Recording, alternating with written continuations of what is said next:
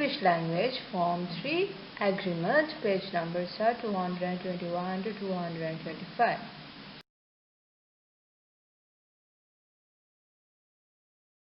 If we consider on learning objectives, to able to know the correct methods and ways to use agreement throughout different circumstances, and able to be more efficient by using this concept that are more important for you all. And the learning outcomes would be to avoid errors that we make within English language, and also for professional communication, firm ideas and how to structure words properly.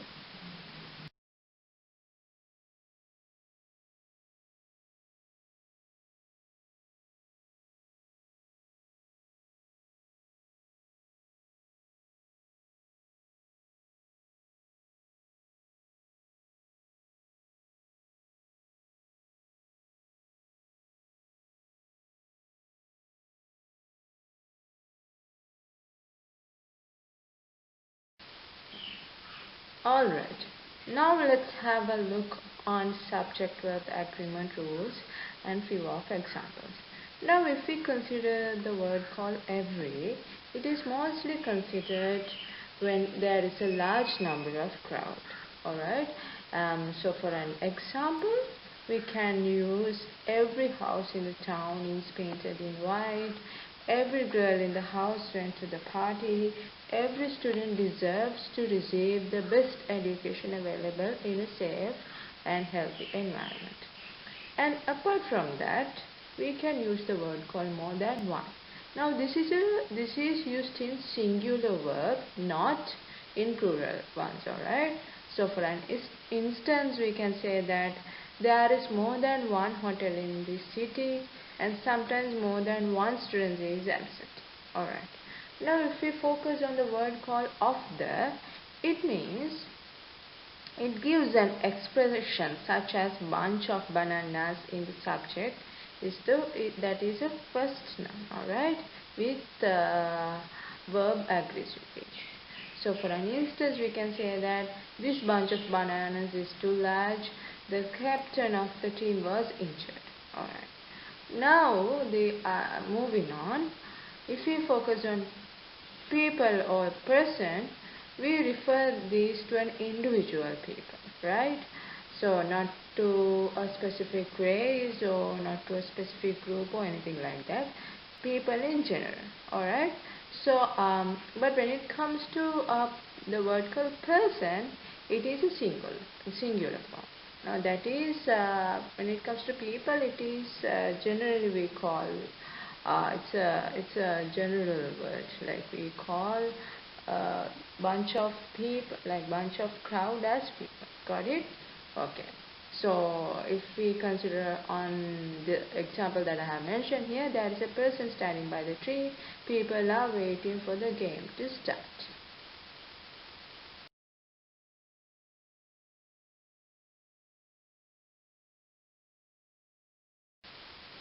Moving on, there is. Now when it comes to the word called, the phrase called there is, we mainly use to talk about things we can see and things that are existing. Now, if I may explain it to you all in a depth way, we use there is for singular and uncountable nouns, whereas we use there are for plural countable nouns. Alright? So if I point out on these few examples, there are 5 people in the office. Now this is plural countable nouns. Alright. Now there is a television in the living room, which means it is a singular countable noun because it has mentioned saying that there is a specific television, right? And apart from that, or we could say that there is some milk in the fridge, and that is a uncountable noun. Okay. Furthermore, collective nouns. Now, collective nouns we mainly use when we want to refer to a group of animals, people, or things. Alright. So we could say that a pair of shoes, a colony of badgers, and fleet of vehicles, a hail of bullets, and a line of kings, a pack of wolves. Alright.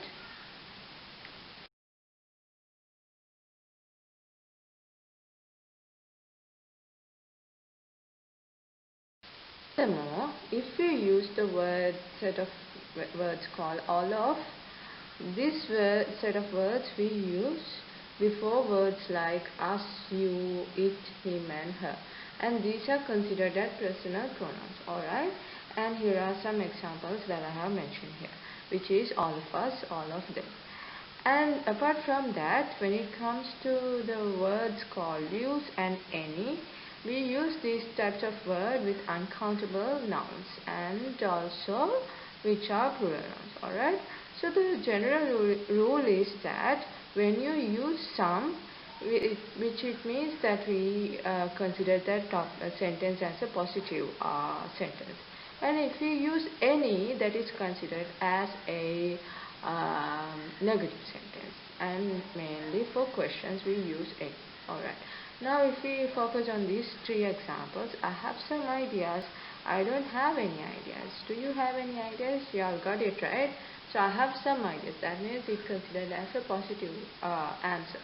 And if I point out the other two sentences which are I don't have any ideas. Do you have any ideas? Like they have certain kind of a doubt and they were like questioning whether they have any idea, right? Got it? Okay. And furthermore, if we focus on a lot of, when we use a lot of, it is actually we use it with the article a in front of it. Alright, it's the same meaning of as, a great number or a larger number. So for an example, we can say that we need a lot of ice for all the people at this party and their drinks. Today it rained a lot. And apart from that, most of the majority, like the word called majority, we call it when there is a great number. Now, for an instance, we can use this if we take a look at in this word, which is in the majority of cases all will go smoothly. Got it? Now they are talking in general, right? For a greater number of whatever the situation that is there, right?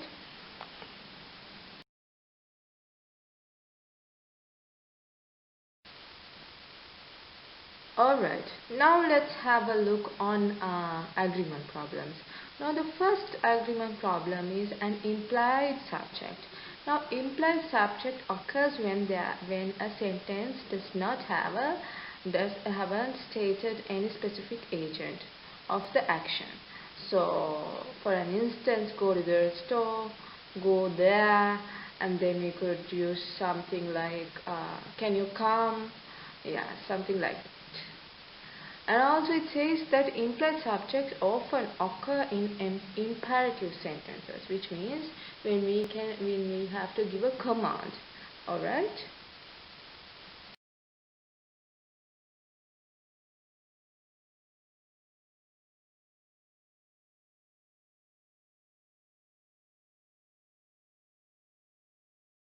For the other agreement problem is when a subject expressed in two ways. Now when we use a singular verb, when a subject is expressed in two ways or two nouns are taken together as a singular subject, we will use the standard of underlying subject once and verbs twice. Alright?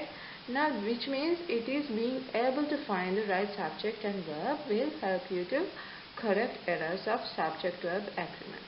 Now if we consider on the basic rule, which it means a singular subject, which it could be she, Bill or car, alright, takes a singular verb, which means is, goes and shines, alright.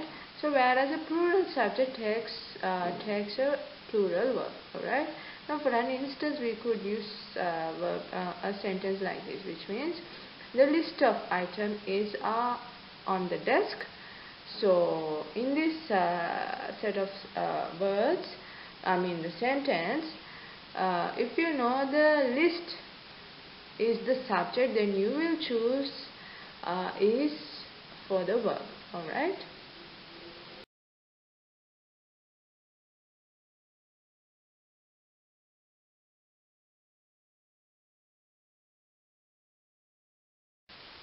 Now the other agreement problem is a parenthetical expression. So let's have a look on that. Now if we focus on this sentence which I have given, all cats and some dogs like fish. Now what is a parenthetical expression means? Which it means a word or words added to a sentence without changing the meaning or grammar of the original sentence. Now parenthetical expressions can give extra information but not essential. Alright, and also it says that you can add, remove a parenthetical and the sentence work just the same. Now let's have a look on some of the parenthetical examples.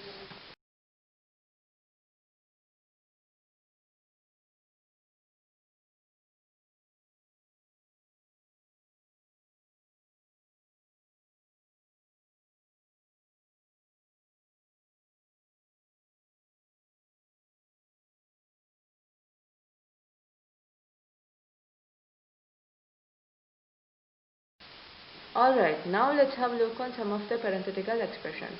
It says that some foods, sugar for example, are not good for us. Also, Tara, although she comes from a hot climate, hates hot weather. And also it says that Anthony, however, decided not to go. The planet closest to the sun is Mercury, has the most extreme temperature variations. And also the other example is the 70th anniversary of the D-Day landings, 6 June 1944, was attended by many world leaders. And also the last example is the cheetah, the world's fastest animal, is native to Africa. And also the last example is, if they didn't understand you, a qualified teacher, how will they understand me? Now it says that I have mentioned a special noun, which is, so now when it comes to all the set of words that I have mentioned, that I have highlighted are parenthetical expressions. Now when it comes to these parenthetical expressions, however, it should be linked by a punctuation mark, which it could be a dash or a comma. And also apart from that, when a parenthetic is at the beginning of or an end of a sentence, we can use a single comma or a single dash, which it means not possible to use a single bracket. Now if we take a look at these examples, well, see, well, a comma, how are you going to explain yourself? You should never drink and drive, of course, a comma and of course. Now these are parenthetical expressions, alright? And then John had not been drinking, dash, or so dash, and it says, oh, so he says.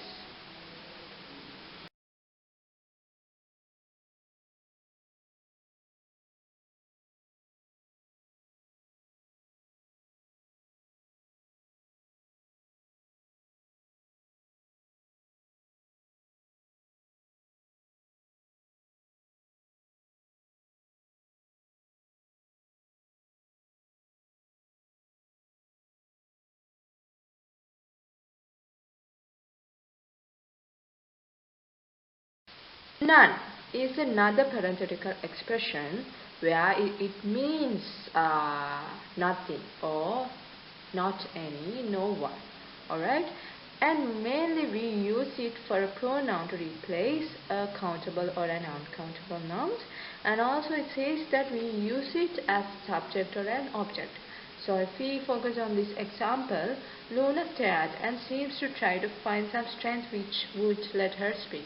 But none came, which means no strength came in that situation when it comes to Luna. And also apart from that, if we focus on this example, my mother had 2 brothers. My father had none. My father didn't have any brothers, which it means so father didn't have any brothers at all. But whereas mother had brothers. So that's why I mentioned saying my father had none. And apart from that, none. When a none is the subject, the verb is either singular or plural, depending on what it is referring to. Now, for an instance, I'm always looking for inspiration. None ever comes. And also it says that she is always looking for ideas. None ever come. So that means like nothing comes to their mind or to their whatever the thing that they want to fulfill on. Alright. So I have mentioned some of the main notes that you'll have to keep on your mind, which are: we don't use none where we mean no one or nobody. You have to take a note on that, because if we want to say nobody or no one, we don't use the word called none. Alright? They had a wonderful time and no one was injured.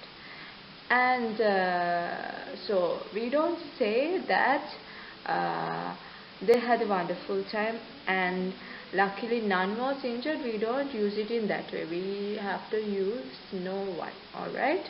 So, got it? Okay.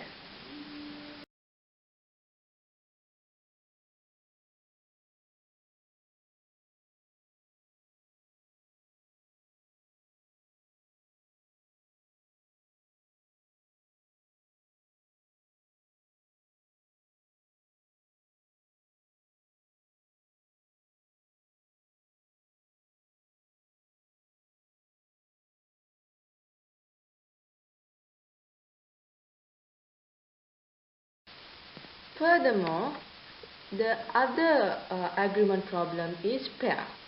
So now when it comes to this pair, we mainly use it as a pair of.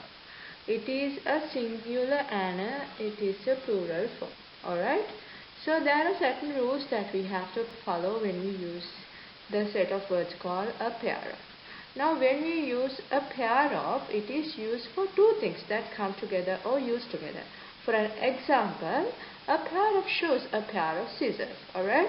So furthermore, a pair of. When you talk about just one pair, we use a pair of. And it is followed by the noun in the plural form. Alright? It's because of there are two subjects that compares a pair. Apart from that, when it comes to the verb following a pair of is always a singular, as we talk about one pair.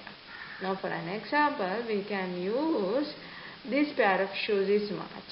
Your pair of glasses is broken. And also apart from that, the pair of diamonds and earrings is expensive. Alright. In this above sentences, the noun shoes, glasses, earrings and plural, the verb each of the sentence is singular. Alright? Moving on, pair. When you talk about more than one pair, we use pairs instead of using pair. Alright? The verb follows pairs of is always plural, as we talk about multiple pairs of something. Alright. Now if we focus on this example, several pairs of shoes are missing. And then two pairs of spectacles are in the drawer. And then apart from that, five pairs of earrings cost a lot of money.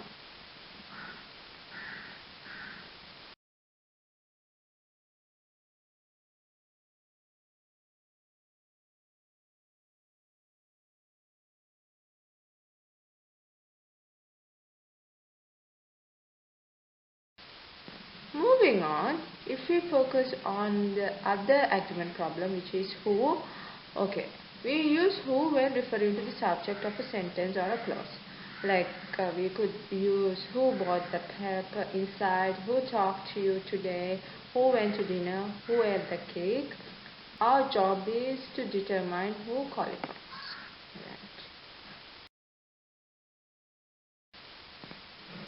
Furthermore, if we consider on who is the subject of a sentence, the subject is the person who is performing the action. Alright. So if we take a look at in this example, the dog ate the cake. Who ate the cake? Alright. And also it says that today the teacher talked to the student. Who talked to the student? Today it was teacher. Alright.